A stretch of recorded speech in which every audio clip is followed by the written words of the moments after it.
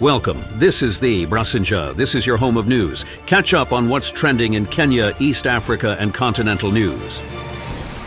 The safety and security of Kenyans is so paramount that this should actually be left to security professionals to do this work. But which professions are we talking about? 377 billion has been allocated to the security sector this year. 110 billion was allocated to the National Police Service, and about 46 billion was allocated to the National Intelligence Service. So 110 billion plus 46 billion to NIS and to the National Police Service, and yet we have an Inspector General denying that they do not know where these young people were or have been or who is abducting them. The thought or even the sense with which politicians, state officials being paid by taxes, saying that Gachagua was the one abducting these people is total nonsense. It's something, it's not even something that should be tolerated. It's not even wise enough to say it to a fool. He does not have the capacity to abduct any other person.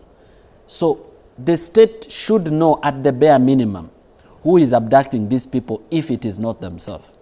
Now here is where the worry comes in. There's a squad abducting people in a free country with a constitution, and those people are not under the command of the Inspector General. How does it even happen? How is it even permitted to fly? We have a National Security Council. We have an Inspector General who is independent under the Constitution. We have a Directorate of Criminal Investigation which is distinct. And then we have people dying. We have femicide. We have young people turning up dead with organs missing. We have people turning up in morgues. We have trigger-happy police people. We have unmotivated police officers. We have people who are poorly paid, who have poor housing. And we have people who are being abducted and disappear merely for criticizing the government.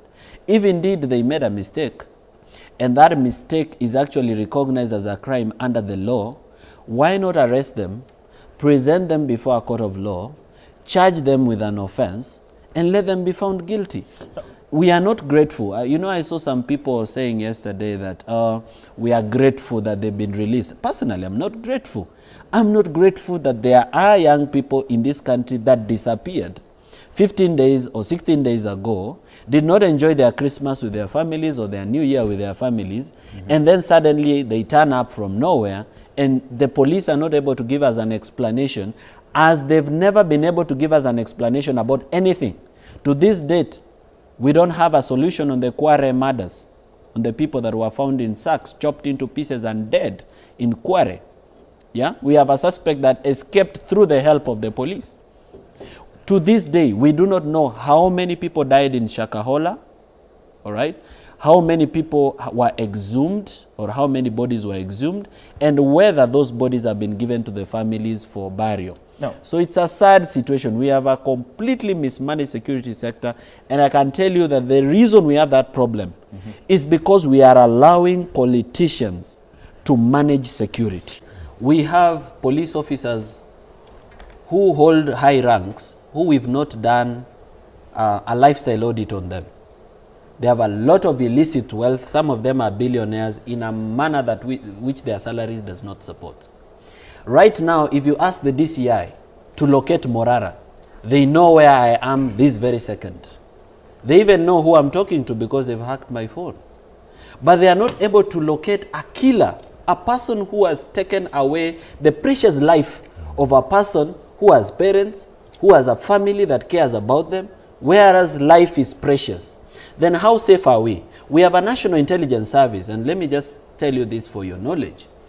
We have a National Intelligence Service where we have political cronyism. People are being given positions in the NIS on the basis of politics. Okay. For example, at this very point, I can say it right here on K24, that the person managing political affairs in the National Intelligence Service is the son of Mudavadi.